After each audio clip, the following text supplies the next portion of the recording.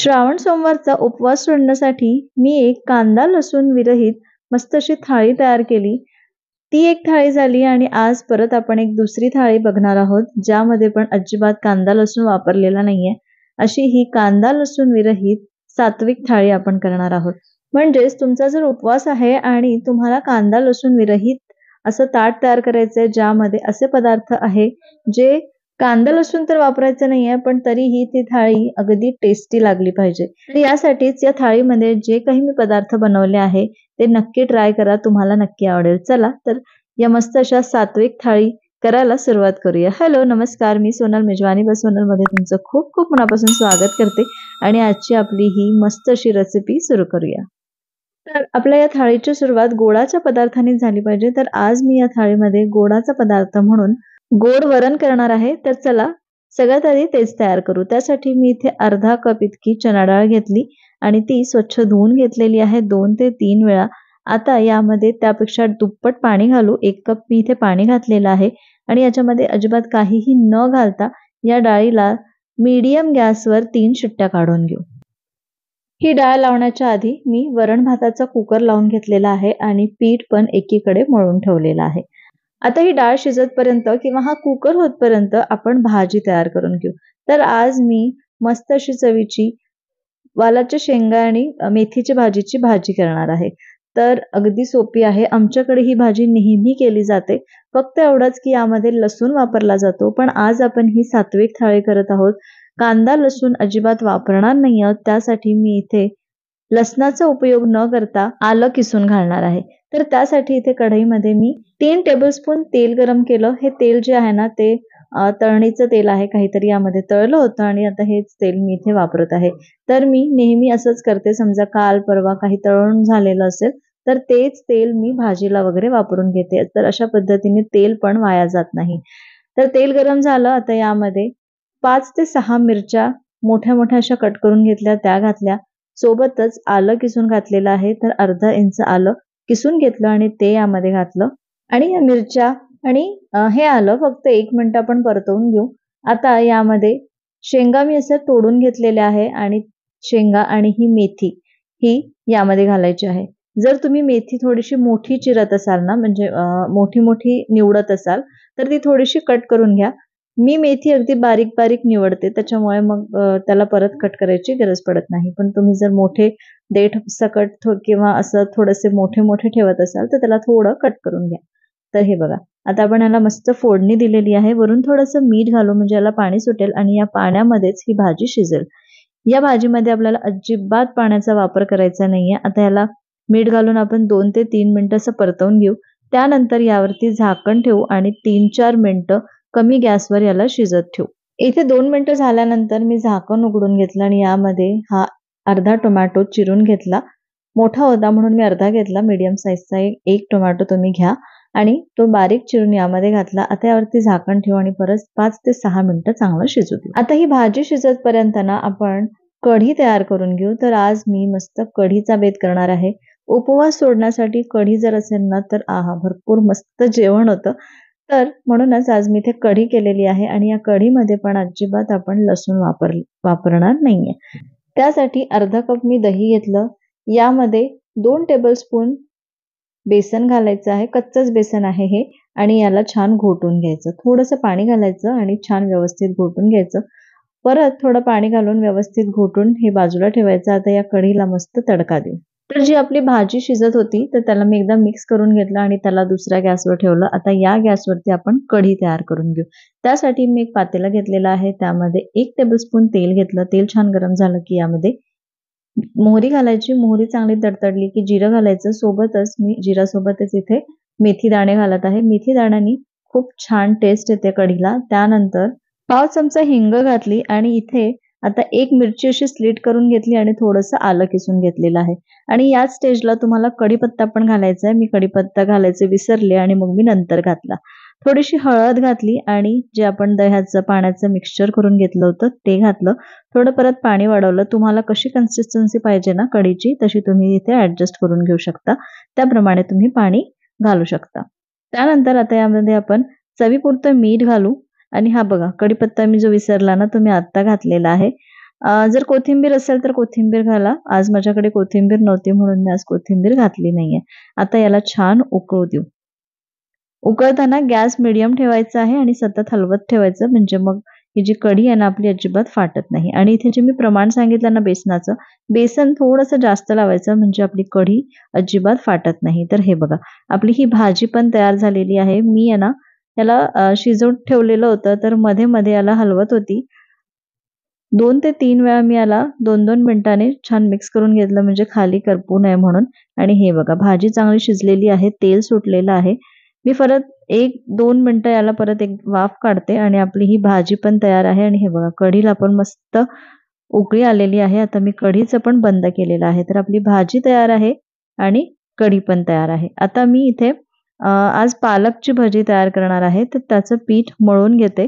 म्हणजे त्याचं बेसन जे आपण बॅटर तयार करतो ना भज्यांचं, तर ते तयार करून घेते. तर त्यासाठी मी इथे 1 कप बारीक चिरलेली पालक घेतली. पालक स्वच्छ धुवून घेतली आणि त्याला छान बारीक चिरून घेतलं. त्यानंतर 2 मिरच्या अगदी बारीक चिरून घेतल्या. त्यामध्ये थोडंसं आलं पण घातलेलं आहे. आणि आता यामध्ये 4 टेबलस्पून इतकं बेसन घेतलं आणि 2 टेबलस्पून मी इतके तांदळाचं पीठ यामध्ये घातलं. त्यानंतर इथे चवीपुरतं मीठ घालू.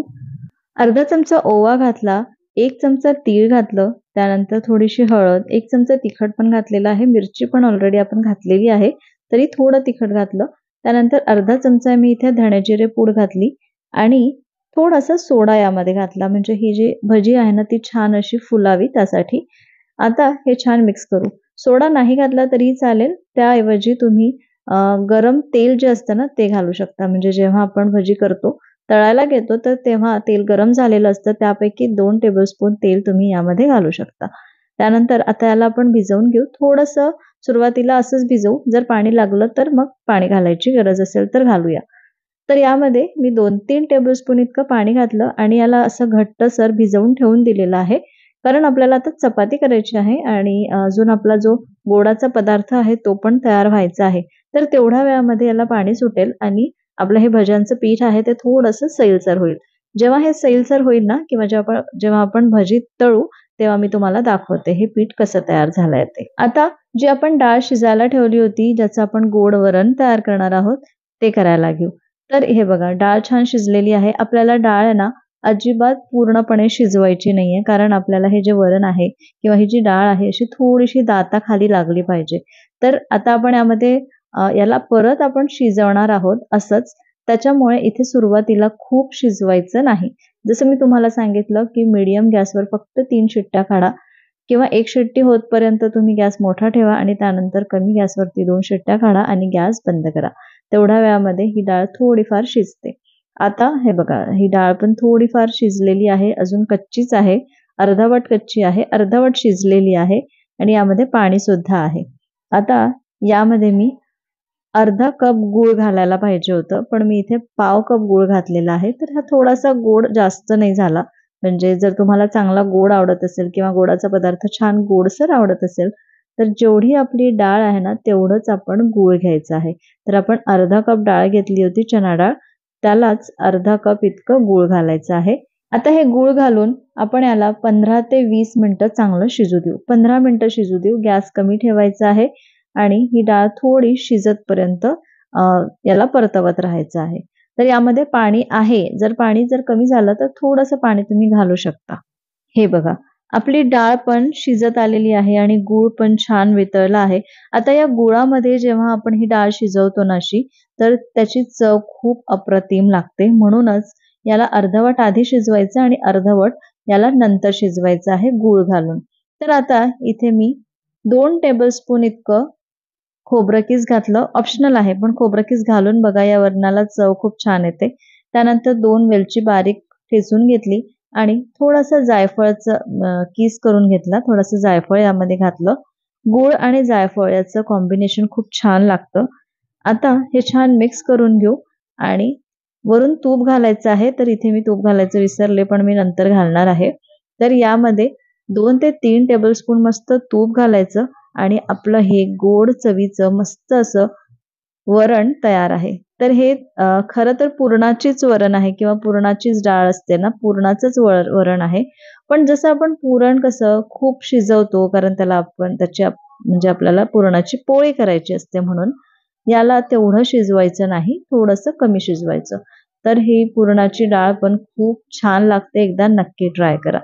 तर चला, आपले हे सगळे 3 पदार्थ तयार झालेले आहे. भाजी तयार झाली, गोडाचा पदार्थ तयार झाला, कढी तयार झालेली आहे, वरण भाताचा कुकर पण तयार झाले आहे, चपाती पण मी करून घेतली, फुलके केले आहे आज मी आणि आता मस्त हे भजे तळून घेऊ. आणि हे बघा, मी म्हटलं होतं ना, की याला पाणी सुटतं आणि मग हे आपलं पीठ अजून सैल होणार. म्हणूनच सुरुवातीला मी थोडंसं घट्ट भिजवलं आणि नंतर जर तुम्हाला असं वाटत असेल, की पाण्याची गरज आहे, तर तुम्ही पाणी घाला. नाही तर मग आता तुम्ही बघू शकता, आपण आता याच्यामध्ये अजिबात पाणी घालणार नाहीये. हे थोडंसं सॉफ्ट असं किंवा असं सैलसर हे पीठ तयार झालेलं आहे. आता याचे आपण भजे तयार करून घेऊ. तर जसं नेहमी आपण भजे करतो त्याच पद्धतीने मी केले आहे. असे थोडेसे गोल-गोल टाकण्याचा प्रयत्न केला आहे, दिसायला छान दिसतात म्हणून आणि असे मस्त खरपूस रंगावरती आपल्याला याला तळायचं आहे. हे जे भजे आहे ना, इतके अप्रतिम झाले होते तुम्हाला सांगू आणि कढीमध्ये मस्त हे भजे भिजवायचे आणि एन्जॉय करायचं. खूप छान लागतं. तर आपण कढी पकोडा कसा करतो त्याच पद्धतीने. तर हे बघा, मस्त आपले हे पकोडे किती सुंदर दिसत आहे आणि खूप छान झाले होते. तर एकदा ही पालक भजी या पद्धतीने नक्की ट्राय करा. आणि जेव्हा तुम्ही कांदा लसूण खाणार असाल किंवा खात असाल, तर तेव्हा तुम्ही यामध्ये आता मी यामध्ये कसं फक्त आल्याचा कीस घातलेला आहे, तर तुम्ही आलं लसूण पेस्ट घातली ना तरीही चालेल. आणि मिरची आपण कट करून घातलेली आहे. जर मुलं खाणार असाल तर तुम्ही त्याचं प्रमाण कमी करू शकता किंवा नाही घातलं तरीही चालेल. आणि मिरची, आलं आणि लसूण याची पेस्ट करून यामध्ये घाला. खूप छान लागते. तर चला, आपले हे भजे पण तयार आहे आणि आपल्या या थाळीमधले, या सात्विक थाळीमधले सगळे पदार्थ तयार करून झालेले आहे. आता आपण ही थाळी सर्व्ह करू. तर हे बघा, मस्त गोड वरण तयार आहे. भाजी, वरण, कढी आणि त्यानंतर भात आणि गरम-गरम वरण भातावरती ही तुपाची धार आणि जे आपण गोड वरण केलं होतं ना, त्यावरती पण मस्त तूप घालायचं. सोबत आपण हे पालक भजी आणि फुलके ठेवलेले आहे. आहे ना, किती सुंदर आपली ही थाळी दिसत आहे. यामधले सगळे पदार्थ खूप चविष्ट आहे आणि ही थाळी पण करायला अगदी सोपी आहे आणि फक्त 45 मिनिटांमध्ये ही थाळी तयार होते. तर हा श्रावण सोमवार किंवा कुठलेही तुमचे उपवास सोडण्यासाठी ही थाळी एकदा करून बघा. यामधला कुठला पदार्थ तुम्हाला सगळ्यात जास्त आवडला हे पण मला कमेंट बॉक्समध्ये नक्की लिहून कळवा. आजची ही संपूर्ण थाळी किंवा यापैकी कुठला एखादा जरी पदार्थ तुम्हाला आवडला असेल ना, तर व्हिडिओला लाईक करा, हाईप करा आणि चॅनलवर नवीन असाल तर चॅनलला सबस्क्राईब पण करा.